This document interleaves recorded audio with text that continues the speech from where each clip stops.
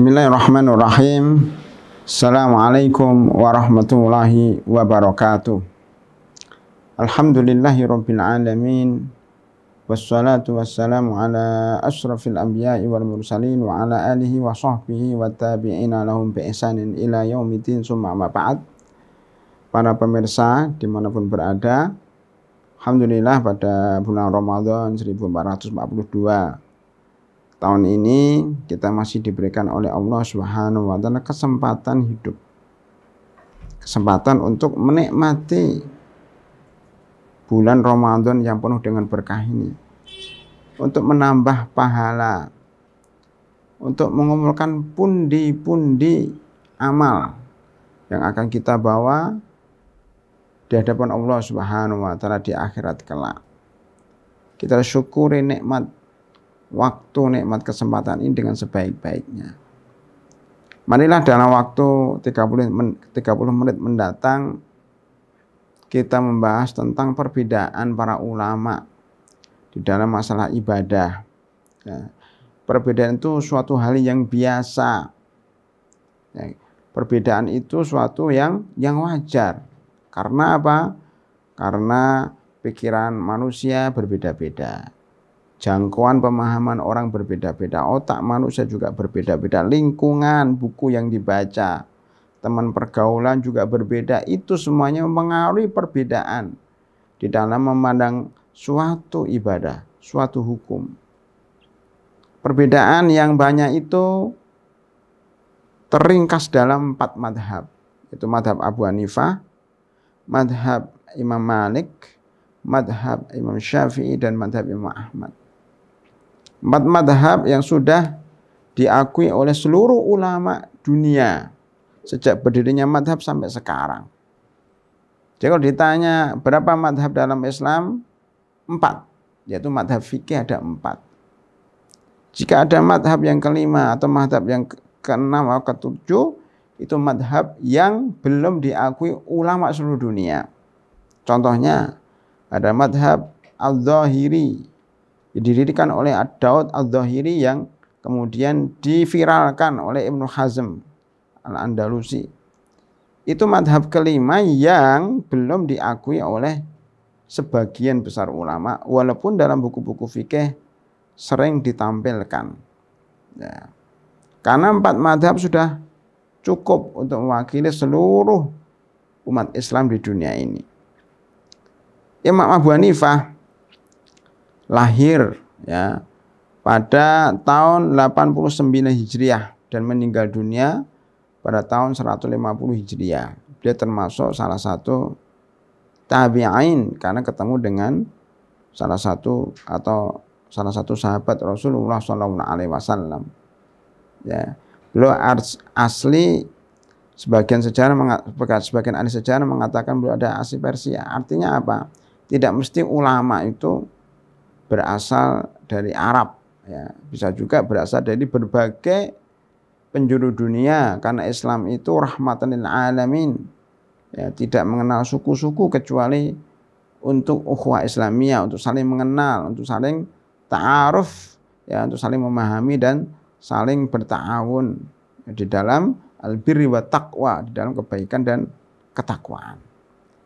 Imam Abu Hanifah tinggal di Kufah, salah satu kota yang ada di Irak. Ya. Beliau jauh dari keramaian Mekah dan Madinah. Oleh karena itu, madhab beliau lebih cenderung kepada penggunaan logika. Karena hadis-hadis pada zaman beliau itu tidak sampai ke Kufah karena jaraknya sangat jauh. Hadis itu biasanya di kota Madinah, di mana Rasulullah SAW meninggal dunia dan di mana para sahabat berkumpul di situ, sehingga hadis-hadis itu tidak sampai merata ke seluruh dunia termasuk ke Kufah. Nyampe tapi tidak terlalu masif. Ya, seandainya nyampe pun banyak yang sudah ditambahin dan dikurangi, jadi hadis yang tidak asli. Makanya beliau sangat berhati-hati terhadap hadis-hadis yang datang dari luar. Jangan-jangan ini bukan hadis asli, tapi hadis palsu. Oleh karena itu kekuatan madhab Abu Hanifah dalam logika. Ya. dan kurang di dalam nas-nas hadis. Maka beliau lebih cenderung menggunakan dalil-dalil dari Al-Quran. Keumuman Al-Quran lebih kuat daripada hadis-hadis ahad. Ya, ini Abu Hanifah. Kemudian mazhab kedua Imam Malik bin Anas. Ya, beliau lahir di Madinah dan meninggal dunia di Madinah. Ya, lahir pada tahun 70 dan meninggal pada tahun 174. Ya. Beliau ini datang setelah Abu Hanifah. Ya. Dan beliau memang tinggal di Madinah, oleh karena itu madhab beliau banyak diwarnai dengan hadis-hadis Nabi Muhammad SAW. Bahkan ada suatu madhab atau suatu pendapat beliau yang sangat terkenal namanya Ijma' Ahlul Madinah. Jadi beliau dan murid-muridnya menggaungkan namanya Ijma' Ahlul Madinah. Ijma' itu yang paling kuat adalah Ijma' Ahlul Madinah, karena disitulah para sahabat berkumpul, sehingga kekuatannya lebih dahsyat dibanding ijma' di tempat lain. Walaupun sebenarnya ijma' ya secara umum harus kesepakatan seluruh ulama, tetapi ulama yang paling banyak ada di Madinah. Ya, beliau mengarang kitab Muwatta dan Mudawwanah. Kalau Imam Abu Hanifah mengarang buku Fiqh Akbar. Jadi akan kita lihat nanti seluruh pendiri-pendiri madhab ini punya buku, punya pendapat yang ditulis, baik ditulis sendiri maupun ditulis oleh murid-muridnya, kemudian menyebar ke seluruh dunia. Ya. Adapun Imam Syafi'i, ya, beliau lahir pas meninggalnya Imam Abu Hanifah, yaitu pada tahun 150 Hijriah dan meninggal dunia pada tahun 205 Hijriah. Jadi umurnya cuma 55 tahun, berbeda dengan Abu Hanifah yang sampai 70 tahun. Ya, Imam Syafi'i ini subhanallah berguru kepada Imam Malik. Ya, ketika beliau di akhir umurnya, Imam Syafi'i yang masih kecil berguru ke Imam Malik radhiyallahu anhu di Madinah dan menghafal kitab Muwatta. Dan pada umur 9 tahun, ya, dan waktu berapa hari saja. Ya. Atau bahkan beliau menghafal kitab Muwatta seperti menghafal Al-Quran. Ya. Lah, di Madinah beliau ketemu dengan Muhammad Al-Hasan, murid daripada Imam Abu Hanifah.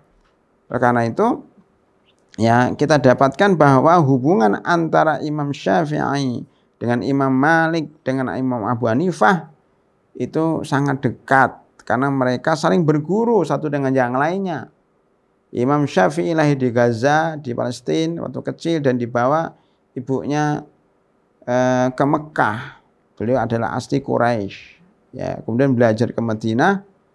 Setelah itu beliau ke Yaman, terus ke Irak, ya, ketemu dengan Muhammad Al-Hasan, ya, yaitu murid Imam Abu Hanifah yang pernah ketemu di Madinah.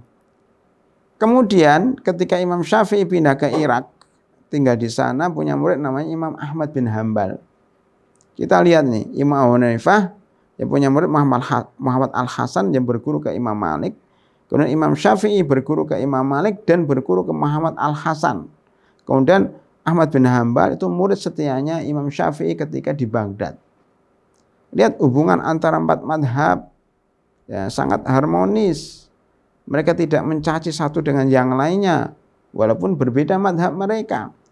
Ketika Imam Syafi'i pergi ke Mesir, tinggal di sana sampai meninggal dunia, muncullah madhab Imam Ahmad bin Hambal, atau terkenal dengan madhab Hanabilah. Ini adalah muridnya Imam Syafi'i. Oleh karena itu kita dapatkan madhab Syafi'i dan madhab Imam Ahmad sering berdekatan. Walaupun nanti kita lihat bahwa yang sering bertentangan dalam madhab Abu Hanifah dengan madhab Syafi'i. Bahkan dulu sampai ditulis beberapa buku khusus membandingkan antara madhab Syafi'i dengan madhab Abu Hanifah. Ya. Ini cerita sekilas tentang bagaimana perkembangan madhab pada zaman dahulu. Ya, masing-masing mempunyai kelebihan dan kekurangan. Kalau Imam Syafi'i ini menggabungkan antara madhab Imam Malik dan madhab Abu Hanifah, karena guru beliau adalah Imam Malik dan Muhammad Al-Hasan yang notabene adalah muridnya Abu Hanifah. Sehingga madhab Syafi'i dianggap madhab gabungan, madhab yang lengkap. Apalagi kalau kita lihat beliau banyak musafir, gurunya sangat banyak banget. Ada di Mekah, ada di Madinah, ada di Yaman, ada di Irak, ya. Bahkan beliau ke Mesir dan seterusnya, ya. Jadi jadi madhab Syafi'i ini lebih lengkap dibanding dengan madhab-madhab yang lain, walaupun tetap masing-masing menghormati madhab ulama-ulamanya. Kemudian datanglah Imam Ahmad bin Hambal yang merupakan ahli hadis. Jadi dari 4 madhab ini yang ahli hadis itu 3. Imam Ahmad punya musnad Imam Ahmad, Imam Syafi'i punya musnad Syafi'i, kemudian Imam Malik ini juga punya kitab Muwatta. Tinggal Abu Hanifah yang mungkin bukan ahli hadis karena memang di tempatnya Kufah itu jauh dari pusat hadis yang ada di Medina, tapi beliau logikanya sangat kuat.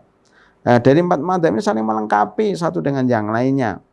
Oleh karena itu mereka tidak tengkar. Makanya perbedaan fikih adalah perbedaan yang membawa keberkahan, karena seseorang ya itu bisa memilih salah satu madhab dari madhab yang 4. Kemudian timbul pertanyaan, apa hukum bermadhab? Ya, terjadi perbedaan para ulama. Tetapi mayoritas ulama mengatakan bahwa bermadhab itu hukumnya harus dan wajib bagi orang awam. Ya. Apakah harus mengikuti 4 madhab itu? Dianjurkan mengikuti 4 madhab, karena 4 madhab ini sudah eksis, sudah tetap, dan sudah teruji sepanjang tahun, sepanjang abad, ya, sepanjang sejarah manusia sampai sekarang. Sudah teruji, nggak bisa digoyah. Ya. Adapun madhab-madhab berikutnya, madhab Ustadz Fulan, madhab Syekh Fulan, madhab Syekh Fulan, itu datang belakangan. Dan orang-orang sekarang pun akan berkiblat ke 4 madhab itu. 4 madhab sendiri ini ringkasan daripada madhabnya para sahabat. Kenapa umpamanya ditanyakan kenapa kita nggak ikuti para sahabat? Sahabat itu pertama ilmunya belum tertulis. Yang kedua fatwa-fatwanya, pendapat-pendapatnya itu parsial, tidak lengkap seperti 4 madhab ini yang mereka sudah menulis dari bab Toharo sampai bab Al-Hudud, dari bab Toharo sampai bab negara sudah ada semuanya tersusun rapi. Ada kurikulumnya lengkap. Adapun sahabat memang dekat dengan Nabi Muhammad SAW, tapi pendapatnya pertama sulit untuk ditelusuri. Ya, riwayatnya sulit ditelusuri, kemudian pendapat-pendapatnya tidak ditulis oleh murid-muridnya. Dan terjadi perbedaan dengan sahabat-sahabat yang lain. Oleh karena itu perbedaan-perbedaan ini kemudian diringkas oleh 4 madhab ini. Jadi 4 madhab ini ringkasan daripada madhabnya Rasulullah SAW yang dikembangkan oleh sahabat, oleh tabi'in, oleh tabi'in yang kemudian teringkas dalam 4 madhab ini. Jadi jangan kemudian kita mengatakan mengikuti 4 madhab, nggak mengikuti Rasulullah, itu salah kaprah. 4 madhab ini tidak mungkin ya, membuat suatu keputusan, membuat suatu hukum tanpa merujuk kepada dalil daripada Rasulullah SAW. Ya, mereka bisa salah, bisa benar. Karena memang hadis-hadis Rasulullah SAW itu memang multi tafsir. Oleh karena itu tidak boleh atau haram hukumnya seorang awam langsung belajar dari Al-Quran, langsung belajar dari hadis. Paham bahasa Arab aja tidak, paham bahasa nahwu sharaf aja tidak. Bagaimana dia memahami langsung dari Al-Quran dan Sunnah? Padahal Al-Quran dan Sunnah itu berbahasa Arab. Dan isinya pun multi tafsir. Satu kata kadang-kadang multi makna. Dia punya makna yang banyak. Kita ngambil dari mana? Belum nanti ada nasih, ada mansuh. Ini ayatnya dihapus, hadisnya dihapus. Kadang kelihatannya bertentangan antara satu dalil dengan dalil yang lainnya, satu ayat dengan ayat yang lainnya, kelihatannya bertentangan. Dari mana kita bisa mengetahui kalau kita nggak belajar dari ulama-ulama sebelum kita? Makanya intinya orang awam mengikuti madhab 4 ini, memilih salah satu madhab 4 ini, atau minimal kalau memang susah mempelajari madhab ini, minimal dia mengikuti ustadz yang dia tanya, ustadz yang dekat dengan lokasi dia tempat tinggal, itulah madhab dia. Dan ustadznya ini juga belajar dari ustadz sebelumnya, dari guru sebelumnya yang muaranya nanti kepada 4 madhab. Dan madhab belajar dari tabi'in, kemudian dari sahabat, dari Rasulullah SAW. Jadi itu hukum bermadhab bagi orang awam itu wajib, dan tidak harus kepada 4 madhab, tapi kepada boleh kepada ustadz atau kepada guru yang dekat dengan dia. Ya, intinya jangan belajar sendiri. Belajar itu harus melewati guru. Kalau kita baca tafsir harus dari para mufassir, ya, walaupun bisa kita kembangkan. Itu soal pertanyaan hukum bermadhab. Nah, bagaimana kalau kita menggabungkan antara beberapa madhab dalam satu persoalan? Nah, itu sebagian ulama menyebutnya talfiq. Dikatakan man talaffaqa tazandaqa. Barang siapa yang mentalfiq madhab dengan niat yang buruk, maka dianggap dia sebagai zindik, orang yang keluar dari ajaran Islam. Yang zindik ini hampir kafir, ya. Tetapi kalau dia talfiq madhab, tidak ada niat untuk berbuat nggak baik atau tidak ada niat untuk mempermudah agama, maka dibolehkan. Artinya talfiq tidak sengaja, ya.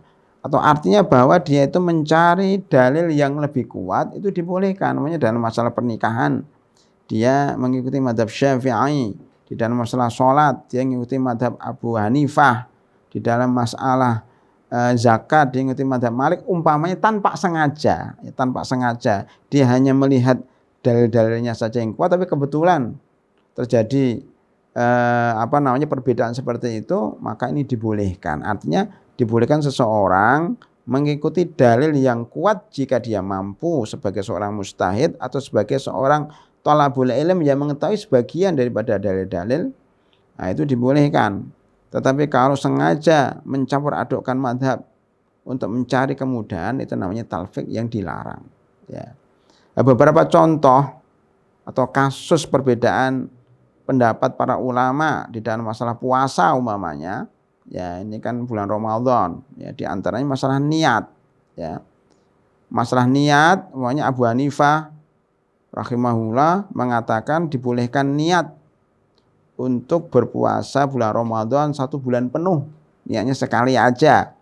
Kemudian dia mengatakan gini, nawaitu shauma syahri Ramadan sanati lillahi ta'ala. Udah, dia niatnya untuk puasa bulan 30 hari atau 1 bulan sekali aja, mulai dari awal sampai akhir. Itu menurut Abu Hanifah dibolehkan, karena beliau menganggap bahwa puasa Ramadan satu kesatuan. Tetapi ini berbeda dengan pendapat mayoritas ulama dari madhab Malik, Syafi'i, dan Ahmad yang mengatakan bahwa niat itu harus dilakukan tiap malam.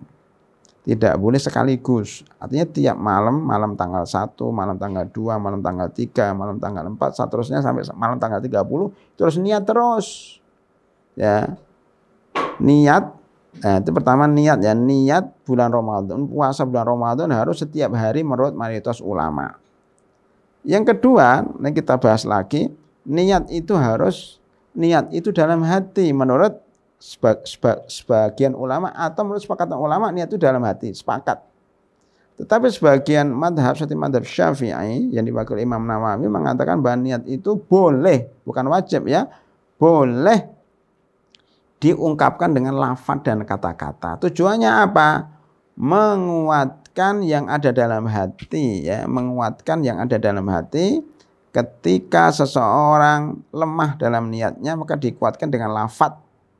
Nawaitu, ya, shauma Ramadan an ada syahri Ramadan, nawaitu shauma ghatin an ada syahri Ramadan, hati sanati lillahi ta'ala. Itu tidak wajib mengucapkan seperti itu. Tidak dalam madhab Imam Syafi'i yang diwakili Imam Nawawi, itu dibolehkan, disunahkan supaya menguatkan dalam hati. Karena sebagian orang awam itu niat dalam hatinya nggak kenceng, gitu, takut ya nggak ada niat, maka diucapkan. Ini perbedaan pendapat dari dua sisi. Pertama dari niatnya kapan. Kalau Abu Hanifah itu dari awal Ramadan sekali aja. Kalau madhab jumhur ulama harus setiap malam. Kenapa? Karena hari satu dengan hari yang lainnya itu tidak saling terkait. Buktinya kalau dia batal puasanya pada tanggal 5 Ramadan, dia harus mengqadha tanggal 5 Ramadan saja. Jadi nggak ada sistem gugur kalau dalam bahasa ujiannya ya. Sistem sendiri-sendiri. Tidak harus mengqadha seluruh puasa. Dan ini lebih kuat, lebih benar. Tiap malam harus berniat sebagaimana hadis Rasulullah SAW, man lam yubayyitun niyah fala siyamalah, barang siapa yang tidak mengucapkan niat atau berniat pada setiap malam bulan Ramadan, maka tidak ada puasa, tidak sah puasanya. Tapi semuanya sepakat bahwa niat itu wajib. Kenapa niat puasa wajib? Untuk membedakan antara puasa Ramadan dengan puasa yang lainnya. Jadi niat itu sebagaimana disebutkan di dalam buku Asbah wa Nawadir dari Imam Suyuti, untuk membedakan antara puasa wajib dan puasa sunnah. Yang kedua, untuk membedakan antara ibadah dan al-ada. Ya, lil farqi baina al-ibadah wal ada. Antara ibadah dan kebiasaan. Ada orang yang puasa tapi niatnya melangsingkan badannya supaya sehat. Ya, ini enggak sah puasanya dan enggak dapat pahala karena niatnya untuk melangsingkan. Begitu juga nanti ada pembahasan menggabungkan niat boleh enggak? Makanya kita niat puasa Ramadan sekaligus ya berniat supaya langsing dan sehat. Sebagian ulama mengatakan boleh. Ya, karena niat dunia ini itu include, masuk dalam niat beribadah. Jadi kita sholat ya, subuh, berjalan kaki, niatnya beribadah tapi sekaligus biar sehat. Ya, dan seterusnya. Puasa biar sehat. Sumu tasikhu. Ya, ini bukan hadis tapi perkataan dokter. Puasalah supaya kalian sehat. Tapi niat motivasinya bukan sehat. Puasa itu motivasinya karena melaksanakan perintah Allah. Man shoma ramadhana imanan wahtisaban ghufira lahu ma taqaddama min dzambi. Puasa Ramadan itu niatnya iman, panggilan iman dan mencari pahala di sisi Allah. Adapun kesehatan itu hanya tambahan. Seperti haji, orang niat haji. Assalamualaikum junakun antab tahu fadla min rabbikum. Haji niatnya karena Allah. Cuman tidak apa-apa sambil berdagang. Ya. Tapi sebaiknya memang haji saja. Tapi tidak boleh semuanya niatnya berdagang sambil haji. Jadi ibadah itu harus dikedepankan daripada dunia. Jadi fungsi niat ada dua, yaitu membedakan antara niat wajib atau niat puasa wajib atau puasa sunnah. Niat sholat sunnah atau sholat wajib. Yang kedua membedakan antara ibadah dan ada atau kebiasaan. Ya, ini fungsinya niat. Seperti orang mandi junub, mandi keramas itu ada dua fungsi. Pertama, fungsinya membersihkan dari junub, dari hadas besar atau bersih-bersih. Nah, ini juga harus dibedakan. Kalau dia mandi junub tidak ada niat, nggak sah. Itu yang pertama, niat di awal. Yang kedua tadi, niatnya apakah diucapkan atau hanya di hati saja atau di hati dan diucapkan. Terjadi perbedaan pendapat para ulama. Ini kita saling saling menghargai. Itu masalah niat. Ya. Yang kedua, masalah taraweh umpamanya. Salat taraweh, sebagian ulama mengatakan jumlahnya 11 rakaat. Karena merujuk pada hadis Aisyah radhiyallahu anha, bahwasanya beliau mengatakan Rasulullah SAW itu sholat di Ramadan wa fi ghairi Ramadan itu 11 rakaat, tidak menambah dan tidak mengurangi dari 11 rakaat.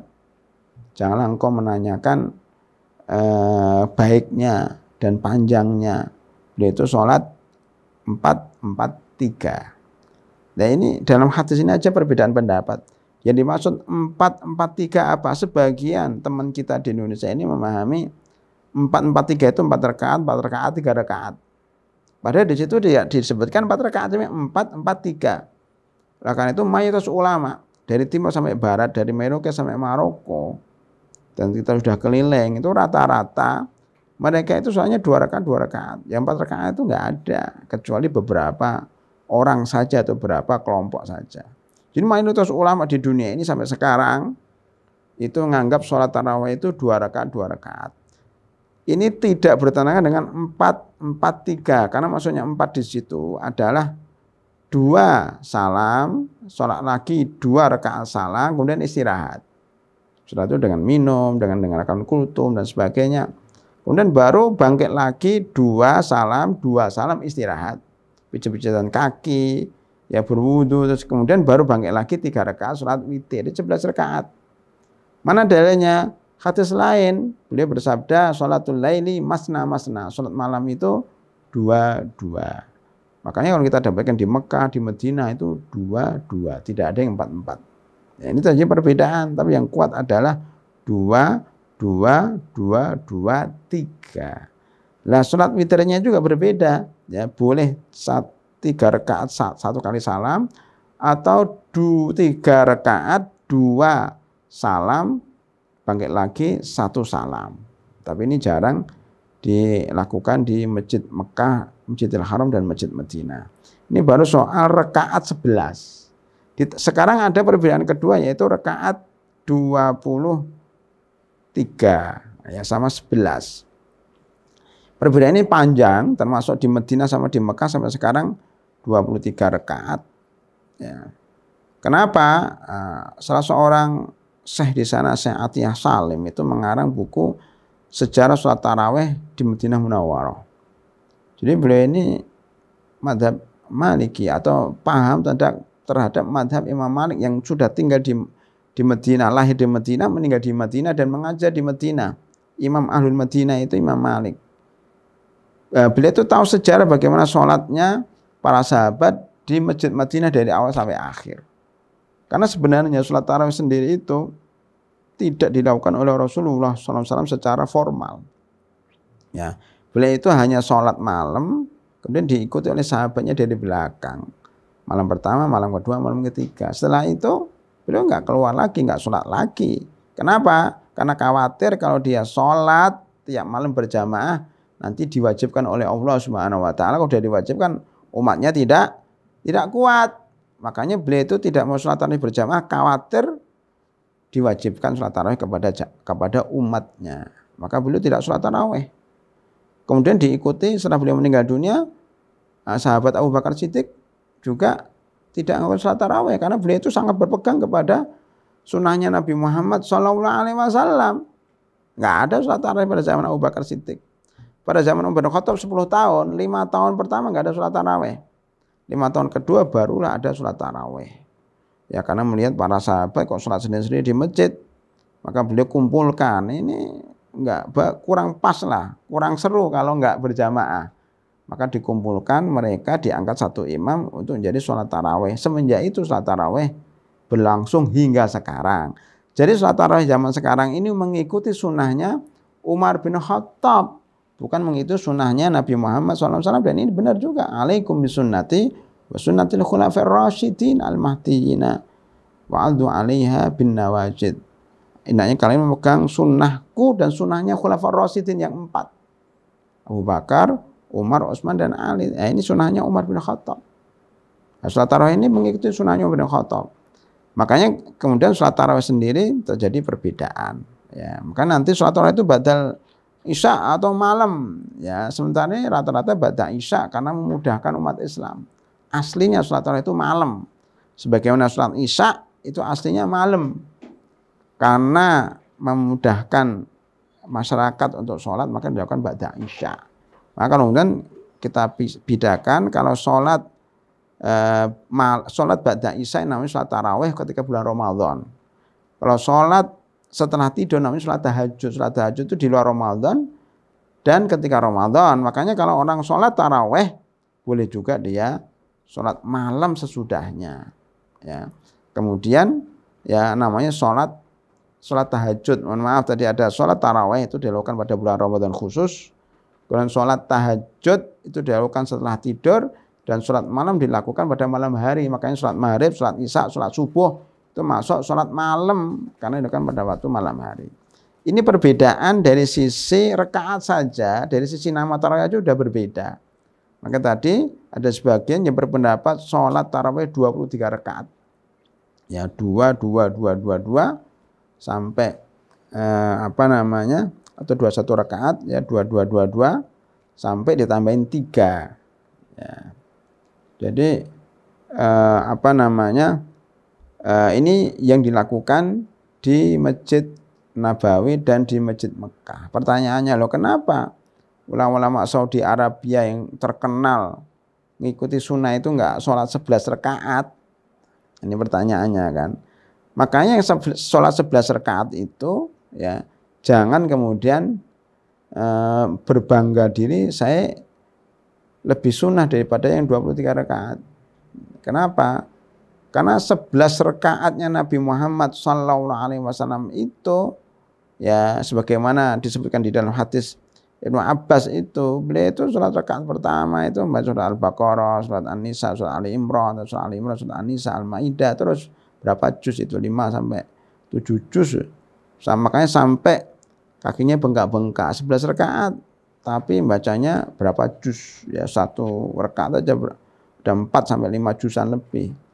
Jangan dibandingkan dengan sholat tarawih 11 rakaat kita yang satu rakaat cuma 1/4 halaman. Ya, atau minimal setengah halaman, paling banyak 1 halaman, dan waktunya cuma sebentar. Makanya siasat yang dilakukan oleh para ulama di Mekah dan Madinah, karena jamaahnya makmumnya banyak banget, ya, kalau dilakukan sholat 11 rakaat dengan rakaat yang panjang-panjang, dengan berdiri yang panjang-panjang, mereka akan kecapean karena kebanyakan memang orang-orang sudah lanjut usia. Nah, siasat mereka melakukan sholat 23 rakaat ya, atas sebagian pendapat atau berdasarkan pendapat sebagian ulama, dengan niat bahwa dengan memperbanyak rakaat itu memperingan sholat. Nah, jadi kalau kita lihat di Mekah Madinah itu rata-rata 2,5 jam loh sholatnya. Nah, kalau di kita 11 rakaat itu bisa setengah jam, bisa 1 jam maksimal ya. Jadi masih kalah jauh dengan 23 rakaat. Maka di sini terjadi perbedaan ya. Ketika kita sholat di belakang orang yang 23 rakaat, maka sebenarnya kita sebaiknya mengikuti imam sampai selesai, jangan di tengah jalan keluar.